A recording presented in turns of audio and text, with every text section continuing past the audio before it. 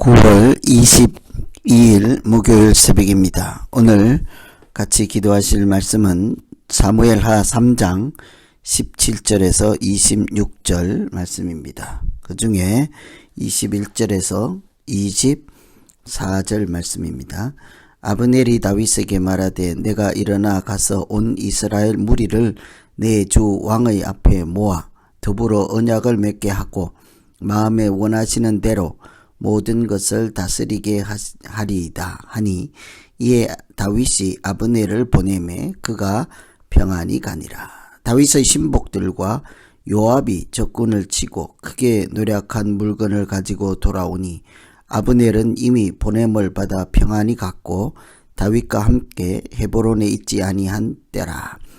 요압 및 요압과 함께한 모든 군사가 돌아오매 어떤 사람이 요압에게 말하여 이르되 넬의 아들 아브넬이 왕에게 왔더니 왕이 보내매 그가 평안히 갔나이다 하니 요압이 왕에게 나아가 이르되 어찌 하심이니까 아브넬이 왕에게 나와 왔거늘 어찌하여 그를 보내 잘 가게 하셨나이까. 아멘. 북이스라엘의 군대 장관이었던 아브넬이 사울의 아들을 왕으로 삼고 나라를 세운 주도적 인물이었습니다. 그 아브넬이 이제 와서는 다윗을 왕으로 섬기려고 헤브론으로 찾아와서 백성을 다 다윗의 백성으로 넘겨주겠다 합니다. 한때 대적하여 다른 왕을 세우고 이렇게 자기의 적이라 할 수 있었던 아브넬이 이제는 다윗과 같은 길을 가겠다고 찾아왔을 때 다윗은 어떻게 해야 할까요? 하나님은 또 이럴 때 어떻게 하나님 나라를 만드시고 대적자들 사이에 평화를 만들어 가실까요? 첫째는 대적자를 통해서 하나님께서는 평화를 만들어 가십니다. 다윗의 입장에서는 대적자와 함께 평화를 만들어 가지요. 21절에 보시면 내가 일어나 가서 온 이스라엘 무리를 내 주 왕의 앞에 모아 더불어 언약을 맺게 하고 마음에 원하시는 대로 모든 것을 다스리게 하리이다. 아브넬은 지금까지 다윗을 왕으로 인정하지 않고 사울의 아들을 왕으로 지지해 왔습니다. 그런데 이제는 적진이라고 할 수 있는 다윗의 나라에 와서 모든 백성을 모아서 다윗을 섬기도록 언약을 맺게 하겠다고 합니다. 다윗은 그에게 잔치를 베풀고 그의 선한 뜻을 받아들여 평화적으로 나라를 통일할 수 있게 된 것입니다. 한때는 반역자요 적대자라 할지라도 하나님의 뜻을 이루기 위해서 돌이키고 마음을 같이 하는 사람을 더 이상 미워하지 않고 환영하는 것 마땅하겠지만 어떤 면에서는 쉬운 일도 아닐 것입니다. 그를 믿을 수가 있겠습니까? 또 과거에 상처받은 마음이 다 회복이나 되겠습니까? 그래서 개인적인 감정을 앞세우거나 또 열린 마음이 아니고는 쉬운 일이 아닐 것입니다. 그런데 다윗은 개인의 감정에 치우치지 않고 하나님의 뜻을 이루고 평화를 먼저 생각했습니다. 그래서 아브넬을 돌려보내며 평안히 가라 하지요. 하나님은 이처럼 대적자라 할지라도 영원한 원수로 삼지 아니하시고 그들의 마음을 돌이켜 평화를 함께 만들어 가게 하십니다.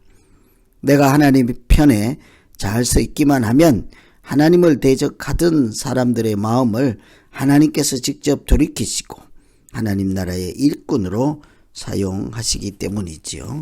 그래서 오늘 첫 번째 기도할 것은 어떤 경우에도 원수로 삼지 않게 하시고 항상 열린 마음으로 하나님 나라를 위해 헌신하게 하옵소서 이렇게 기도하면 되겠습니다. 두 번째는 내 뜻을 내려놓으면 평화를 이룰 수가 있습니다.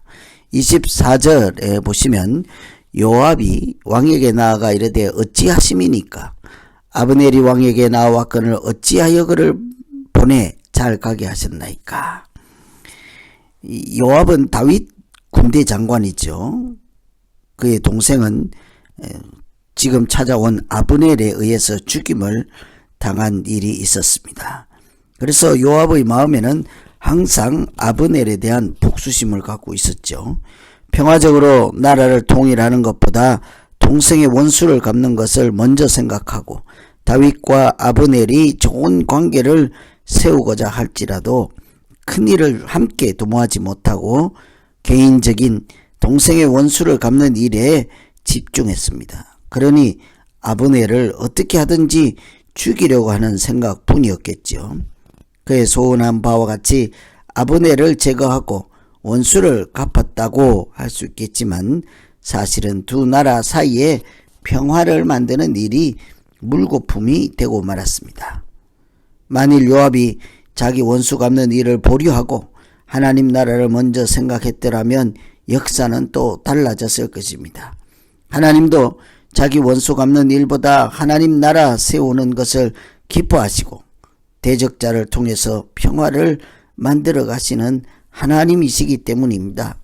하나님이 만드시는 평화에 같이 참여하고 평강의 왕을 전하면 우리는 평화를 만들어가는 사람으로 하나님께 영광을 돌리게 될 것입니다. 그래서 두 번째 기도할 것은 할 수 있거든 모든 사람과 화목하라 하신 하나님의 말씀처럼 사랑으로 평화를 만들어가는 사람 되게 해 주시옵소서. 이렇게 기도하면 되겠습니다.